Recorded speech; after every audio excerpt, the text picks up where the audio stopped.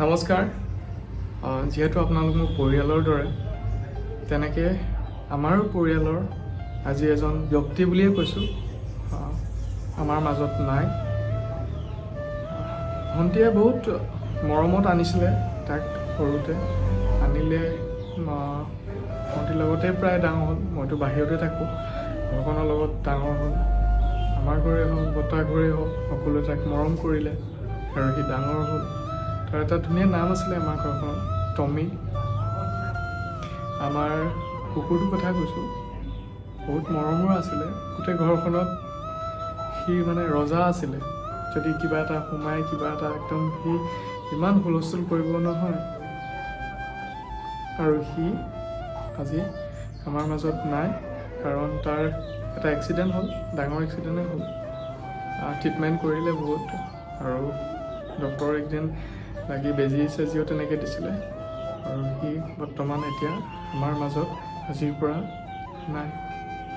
আগতে ছুটি আহিলে মই তাক কওঁ, টমি চিঞৰোঁ, অলপ আৱেগিক হৈ পৰিছোঁ। নাই, এতিয়া ঘৰখন নিজান, যেনিয়ে চাওঁ তেনিয়ে ভাত খাব লওঁ, সি চাই থাকিব। তাক যেতিয়ালৈকে এগঢ়া নিদিওঁ সি মানে তেতিয়ালৈকে খাব নাখায়। যদি চাহ একাপ খাওঁ সি চাব, তাক বিস্কুট এটা খোৱালে বিস্কুটটো যদি দলিয়াই দিয়ে সি নাখায়। তাক এনেকৈ খুৱাব লাগিব। আজি নাই।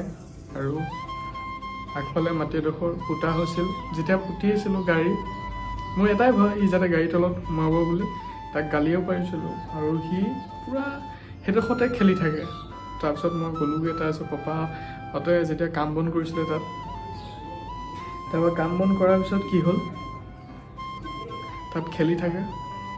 আৰু পাপাই তাৰ কাৰণে ক'লে যে কেলেনো আঁতৰত বা পুতিব লাগে, আঁতৰত কৰিব লাগে, নিজৰ বাৰীখনতে থাকক।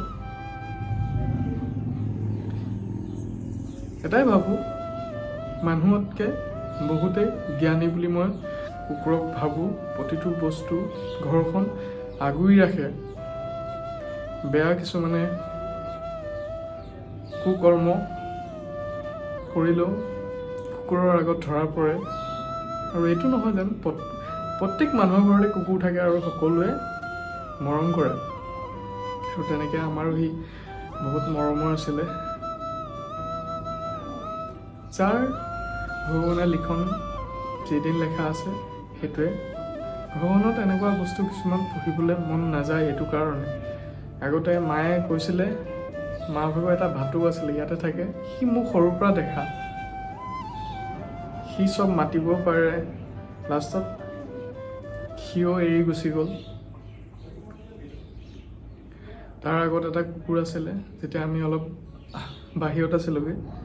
বাহিৰত থকাৰ অৱস্থাটো সি কাৰো হাতে ভাত চাত নাখালে, আৰু সি তেনেকেই কৰি হুলস্থুল কৰি কান্দি আচলতে ভুল হৈছে মোৰ। তেনেকৈ কান্দি সিও গুচি গ'ল। আৰু ই এতিয়া আমাৰ ঘৰখনৰ বহুত মৰমৰ আছিলে, আজি সিও গুচি গ'ল। তাক মই সেইদিনা যেতিয়া মাতিছোঁ বেজী দিয়াৰ পিছত আহি মই পালোঁহি, টমি মাতিছোঁ।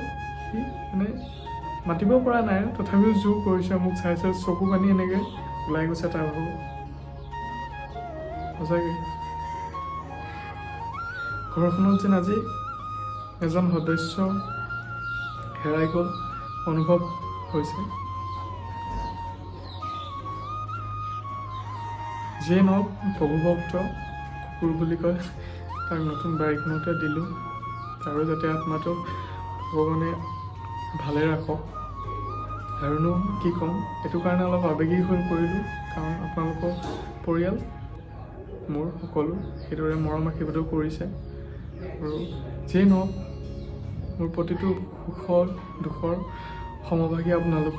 তাৰ বাবে ভিডিঅ'টো আগবঢ়ালোঁ। যদি ইয়াতে কিবা ভুল হ'ল ক্ষমা কৰিবা। যিমানেই নহওক, নিজৰ অন্তৰে আছিলে, প্ৰতিবাৰ ছুটি আহিলে তাক মাতোঁ। এতিয়া আৰু সি নাই, আৰু গ'লগৈ অচিন দেশলৈ, য'ৰ পৰা সি কেতিয়াও ঘূৰি নাহে। কৃষ্ণ প্ৰভু।